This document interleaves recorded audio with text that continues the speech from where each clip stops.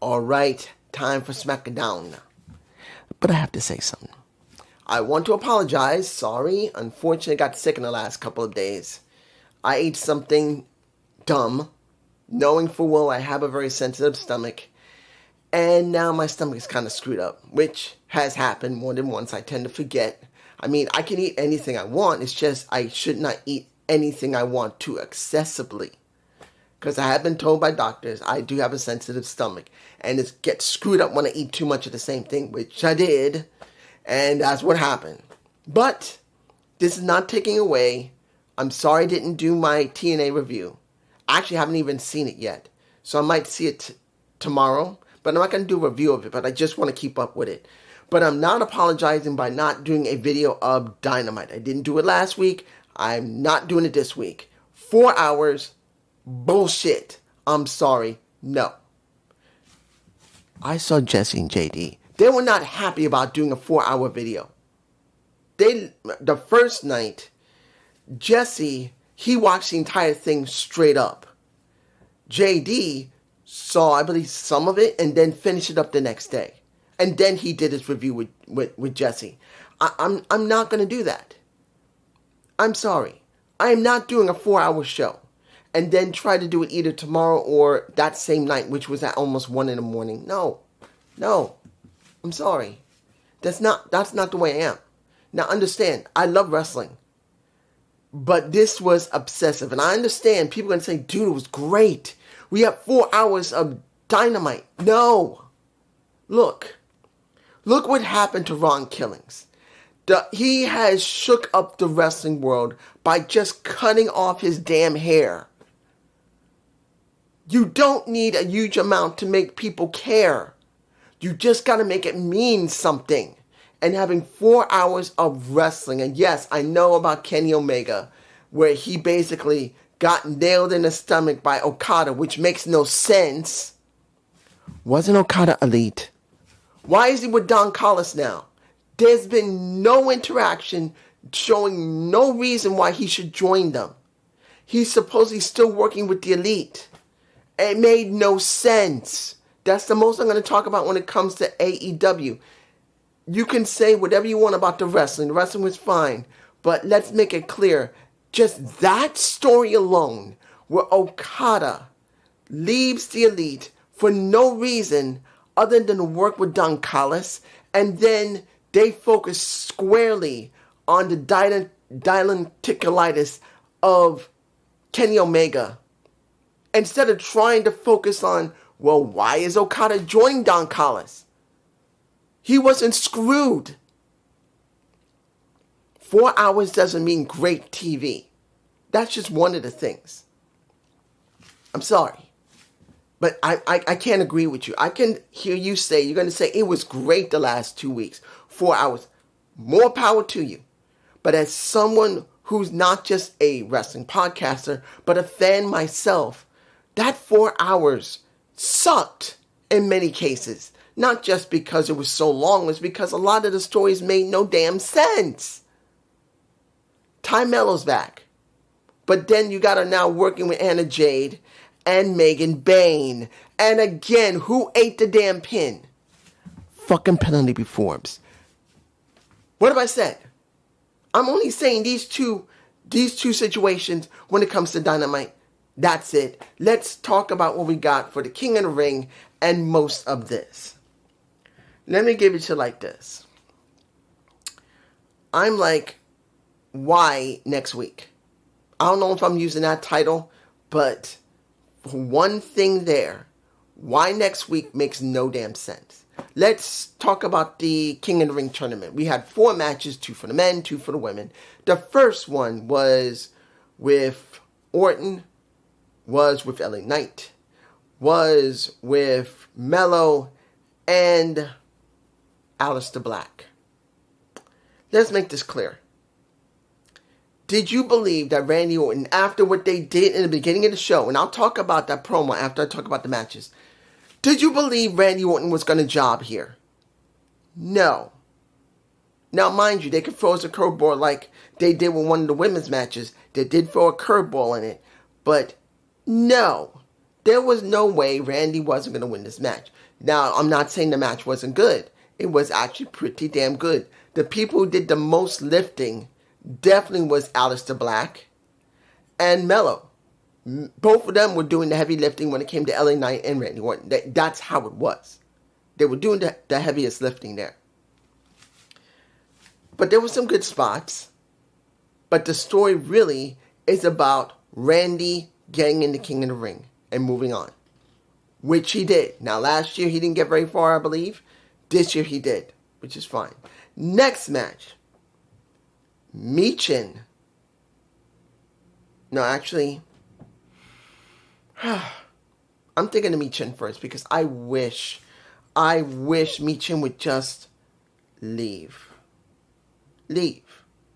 I'm sorry, guys. If you don't like the former Jade, Michin, Mia Yim, I understand. Because when it comes down to it, WWE, when it was just known as that, and now Silver Lake WWE has never spotlighted her to make her mean anything. She should have been the inaugural IC champion. That, I'm telling you the truth. Either she should have been the inaugural IC champion or the inaugural US champion. It should have been one of them. I truly believe she would have been the best person to hold that title. But no. And then you look at who we got in the ring. We got Piper Niven, which was fine, and she was one who ate the pin to a Jade Cargill. Because let's make this clear. Nia Jax, I was on the fence about because there was no way that Piper Niven or Michin was going to win. One of those two was going to job. The question was, are they going to go like everyone who's seeing how things are going? Was it going to be up against a Charlotte Flair? That is what we all knew was going to eventually happen. There was no way that they weren't going to go down that route. Sooner or later, Charlotte and Jade are going to meet one another, and this is where they thought was going to be built. Of course, we now know it didn't happen, but you know what I mean. But at this time, it was obvious it was going to either be Jade or it was going to be Nia Jax. And I was on the fence of thinking Nia Jax was going to get into this. But Nia didn't. The match was okay. But in the end, you know who won. She was the one that we all pretty much expected. But now here's the question. How are they going to build the narrative of Jade, who they think is ready to deal with Charlotte? And Charlotte, that now has no shot, of course, I'll get to that one in a moment, has to now deal with Jade. I'm sure you're going to say, well, she's going to lose, but it's not about losing when it comes to Jade Cargill. It's about finding a way after she loses, if she does, why would she deal with Charlotte? It can't just be that looking at each other. It's got to be some type of story behind it. It's got to be words that come out of your mouth. Get me? Next, let's do the women's match. Charlotte Flair, Alexa Bliss, Alba Fire, and the little pixie, Candice LeRae. I knew one of these two was going to eat the pin. And I believe it was Candice LeRae who ate the pin. But I'm going to be honest here. I truly thought Charlotte was going to win it. I thought there was a remote chance that Alexa could win. But I felt there is no way they're not going to let Charlotte go for the queen of the ring. But I was wrong. They did go with the alternate. They did go with Alexa Bliss, which I'm not too surprised. But it was a remote possibility. Let's make this clear. Charlotte has already jobbed to Tiffany Stratton, and the work she's done has mostly been sporadic at best. But you could tell when she worked with Tiffany, she didn't give two damn flips. She only did what she needed to do. She didn't do it because she was enthusiastic about the match, and she wanted to make sure the match got over more than anything else. We know she did not. And if anybody says, oh, this just proves Charlotte is good because she worked with Tiffany and she just didn't win here. No. No, you're wrong. Because if you look at the track record of Charlotte, she always is in some form or fashion, not always winning, but she's always put into the main event no matter if she wins or not. Remember, she still gets this, even if she does not win. And we know Charlotte still wants to win, but if she can't win, she wants to be in the main event. Or at least be in a position where she can get a good amount of this and a good amount of exposure. That is how Charlotte works. And when you look at the match, who was doing the majority of the work? Was it Charlotte? No, it wasn't. Even though it was kind of worrisome that, like once before, Charlotte still wears the same type of top that she always does. And look, I'm not trying to be sexist or I'm trying to be a horny old man. But you would expect Charlotte to learn a lesson that happened a couple of years ago when she was flipped forward by, I believe, Asuka before she went off and had to get surgery.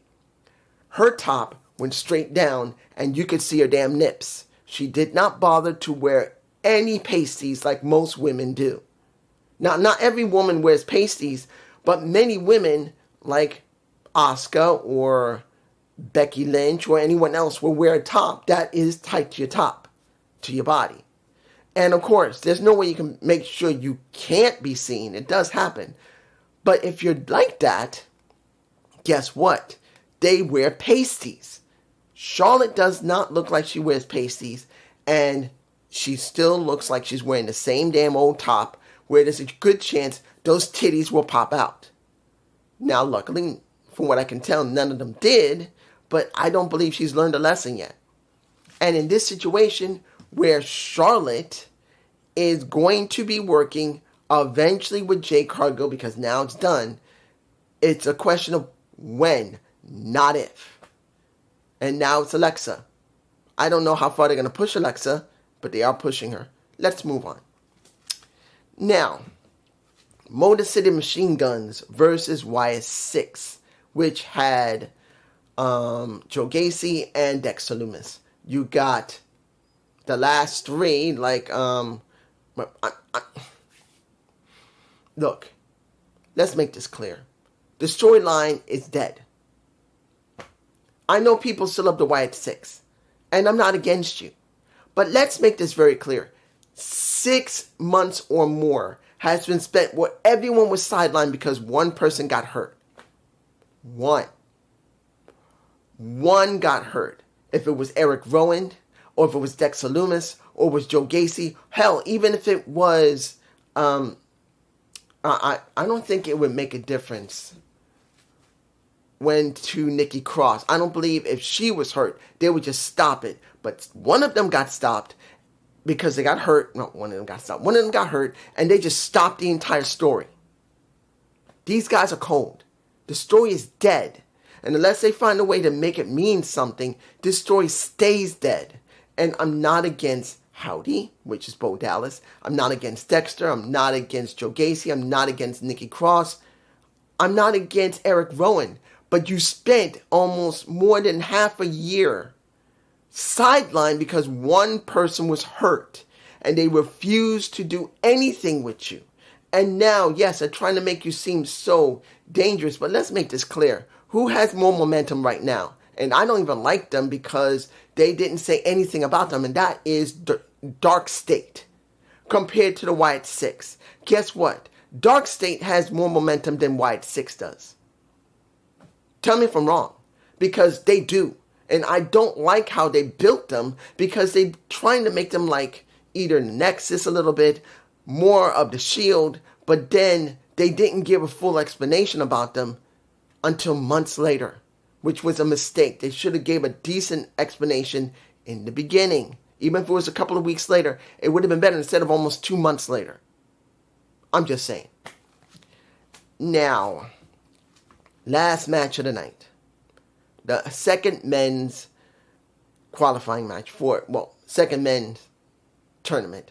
Look, I wish they hadn't put Nakamura in there. I don't care about Nakamura. Because he feels empty. He does. I wish they'd use somebody else. Now, Andrade, yes, he was alright, but I didn't expect him to win. And with Cody and Look, I'm not surprised Cody won. Of course he was going to win. Did you believe Damian Priest was going to win? No. No. They're not pushing him right now. Drew's gone. But I don't see them pushing Damian Priest. Even though I wouldn't mind seeing him become an IC champion or a US champion at this moment. Bring him down. Give him relevancy. Let him have a mid-card title for a little while. Build himself back up. And then go back into the main event. That's how they used to do it. And many people liked it that way. I'm not saying because I'm old school. It's because you want to make sure there's relevancy for these guys. And relevancy is key. That is the major problem people don't understand. Getting the title doesn't mean anything. It's about how relevant you are when you hold a title or when you don't hold a title. Look at R-Truth. He's relevant. People loved R-Truth because even though he was a comedic, let's say he's a comedic genius, he knows how to make it work no matter what type of angle they give him as a comedian. It's one of the reasons why he lasted so long in the company. Loved him. The people loved him. By not talking about the Ross in the back for Ron Killings himself, taking that out of the equation, it's about how he could take an angle, shitty or not, and make people care about him.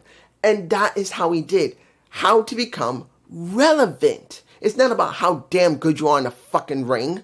It's about how relevant you can be while you're not in the ring, while you are in the ring, while you're doing both at the same time, because you can do something outside the ring and something in the ring that will give you some type of relevancy that the fans will go haywire for you.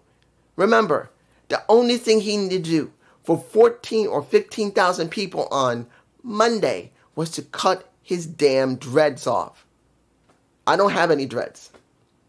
And I heard Alex all upset that his dreads were cut off. I can understand that Alex, he has dreads.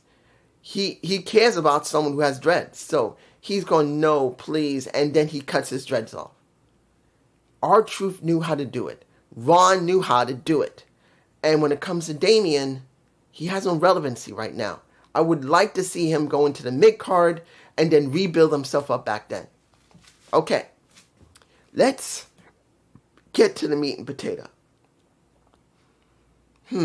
Naomi's segment. Boy, I am happy to see Naomi as she is. I'm not going to lie to you, because I said this for many, many, many, many months.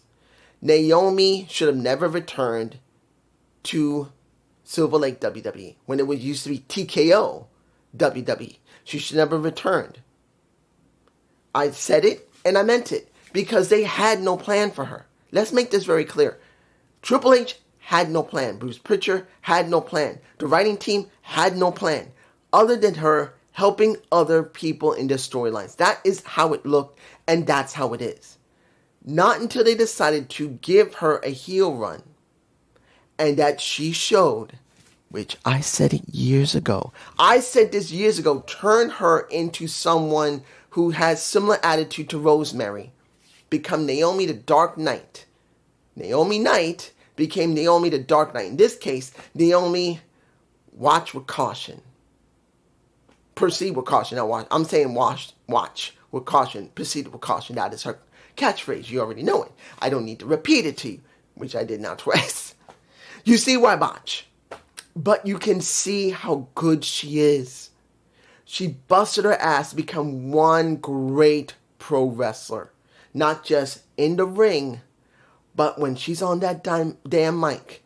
And when she is talking, the charisma comes through. Her personality, when she goes like that, she can turn it on a dime and she makes it feel believable. So when you see Tiffany Stratton come out before Nia Jax, and then she gets under the skin of Naomi, and you can see the attitude of Naomi getting rageful, it feels believable.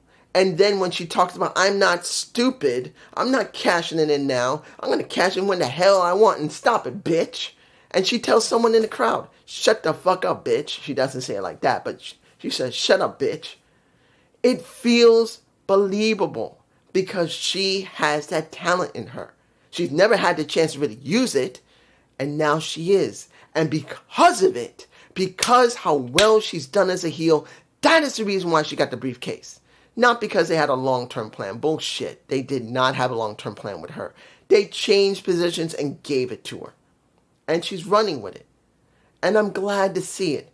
She could win. She could. But they could still do exactly as they've been doing for a long time since she came back. Promote other storylines. Set them on their way and make sure they cross. And that is a possibility what she could do. And I've heard Alex say, I still want to see Bianca turn heel. And this could be because of Bianca. And that's a good possibility. And if it was, it still goes along with what I said. Naomi is being used to promote another storyline. And she never gets anywhere. Right now, unless they give her the title, unless they let her win the Money in the Bank when she cashes in, let's make this very clear. If she does not win, that means Tiffany was put over for her. That means Bianca or Jade Cargill or anyone else that gains from this is using her to get over, and she gains nothing. And I will still feel the same damn way. She should never came back to Silver Lake WWE. Moving on. Solo. I love you, Solo. That pretty much you could say it like that. Let's make this very clear. The segment with Jacob, Solo, and you can see Jeff Cobb's in the background. He ain't saying nothing. He got his blinders on. He's staying nice and quiet, probably going like this or quiet going like this. Wait until the segment is over. He ain't saying a damn word. Let's make this very clear. Did I like what Solo said? Of course I did. It's done very well. He makes it very clear. I'm not going to let nobody tell me what the fuck to do. You say you made me bull fucking shit. I made my damn self. And then you see Solo, who says, you had nothing, hitting the table. He literally saying, you have fucking nothing. Until I came for you. Remember, you were doing nothing. You were nothing. And next week, I'm going to be in the middle of the ring. I'm going to put my arms out, and the only thing you got to say is 4 words. I love you, Solo. And if you don't, there'll be consequences. So that means, obviously, there's going to be a damn fight. What we've been expecting. And I want to make this clear. We may expect something. But it's how they implement what we know they're going to do is the exciting part.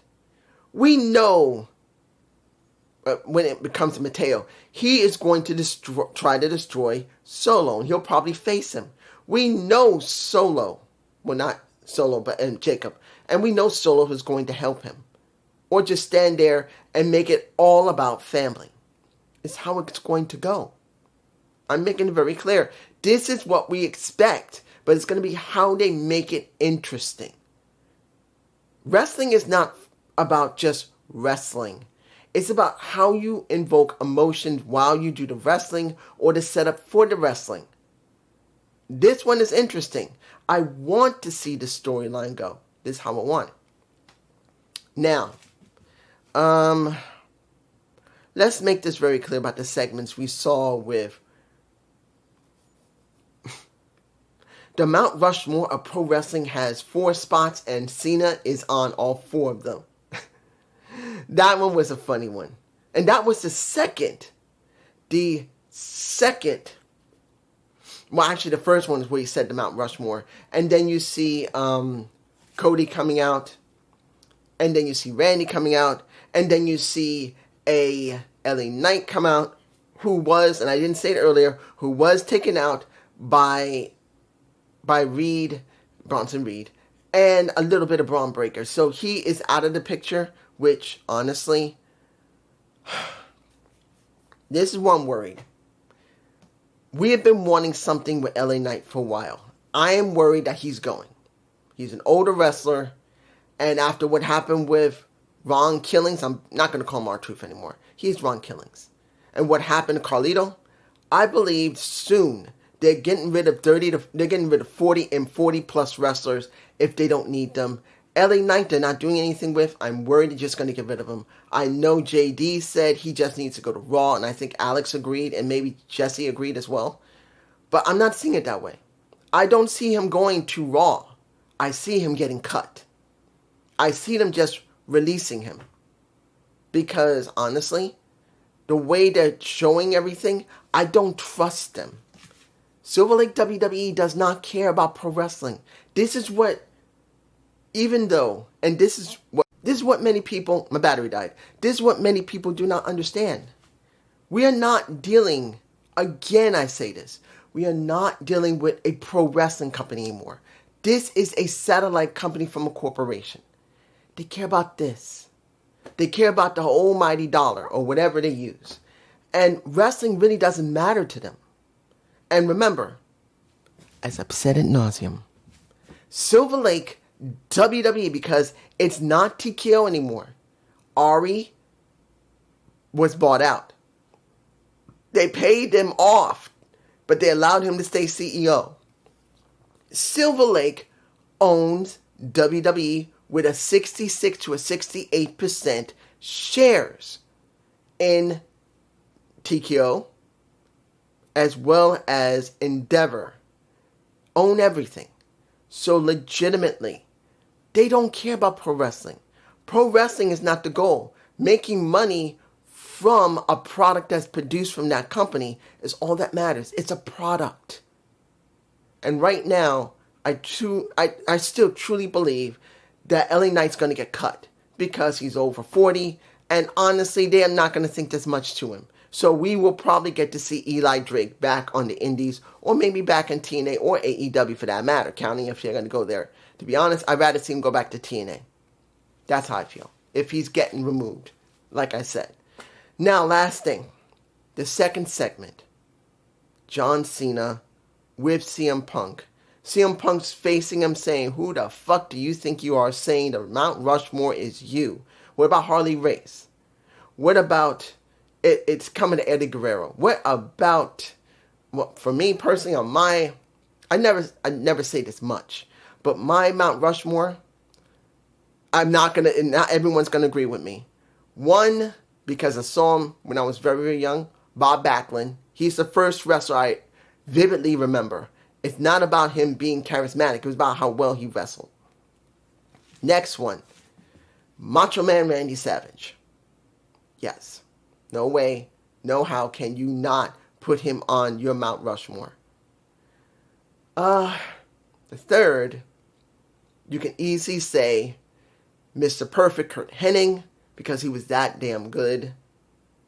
And the fourth and final one, which has always been very difficult to decide because there's so many guys that you could say could take that position. Undertaker. 4. There are many others. I could easily say Kurt Angle, and even the one that you won't believe that I would choose, but the one who will not be named purely for wrestling, not for his charisma, not for his mic skills, not for his charisma, not for any of that shit, just that he was such an incredible wrestler. Chris Benoit would have been also on there if he hadn't, well, technically, if I still cared about Chris Benoit. I don't agree what he did. I see him purely for what he was in the ring. And he was the finest pure pro wrestler that has ever been known. Going against every person with every style, he made it so clear how well he was done. That would be the reason why I would put him on a Mount Rushmore, but I'm not going to because he's not the one I care the most about. It's about relevancy in my case. That's the reason why the ones I picked were the ones I picked. But as you heard, you heard CM Punk saying the truth will come out. You will learn the truth. And we see R-Truth attacking with more of a smooth head now. He got that hair just smoothed it out. And he put him in the STF, or the STFU.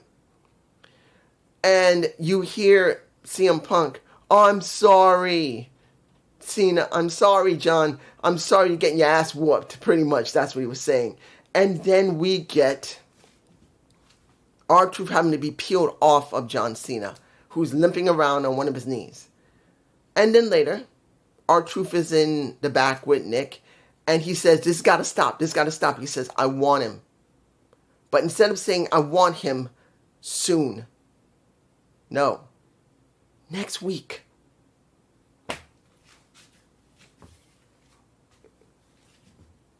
Next week, John Cena is getting Ron Killings. Now, I do not believe it will be for the title. I don't see it happening.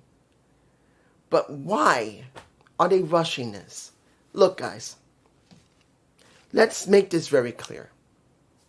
Right now, as it stands, Ron Killings, from what I've heard so far, has a certain amount of time on his contract. It could be a year, it could be 2. I do not know. But it's made very clear that after this, he's fully retiring. This legitimately is his last run. And I know not everyone's going to agree. But you want R-Truth, now Ron Killings, to have relevancy. It's not about him winning a title. It's about him feeling relevant and meaning something. And right now, you could literally build the next, year around him if he's going to last that long. But now giving him 1 week later a match, I do not agree. I know other people will probably say, oh, this is going to be good. They're going to do something. No, this does not have to be rushed. I don't know why they're rushing this, particularly that Cena's going to be going to Night of Champions in a couple of weeks. I want to see them take their time with this. Take a few months of build-up before you throw Cena with I'm about to say Ron Killings. Why are you rushing it? Why not keep having Ron be the way he is and let him go through other opponents? Show how much he's changed in the last week or so since he was fired, well, not fired, but basically his contract not being renewed, and he left, and they had to beg him. They begged and gave him some fucking big money, and probably some level of creative control, if he has that. If I'm right, he's got to have maybe a little bit of creative control now. Why not build him into something before he goes? If it's an extra year, fine. 2 years, fine. But this year, people are so behind him. Their most greatest merch seller is now Ron Killings. And instead of building up into him, nope. They're doing it next week. And you're going to say, dude, well, you're going to see him win the match. And probably they will. But why now? Why not let him be something more? Let him have some matches before the damn match. Let him cut promos showing how serious he is. Why are you freaking rushing this? It's stupid. I may actually say, why are they rushing Ron? There you go. There's my title. Why are you rushing Ron? That's what I'm going to say. But this is just me. Peace.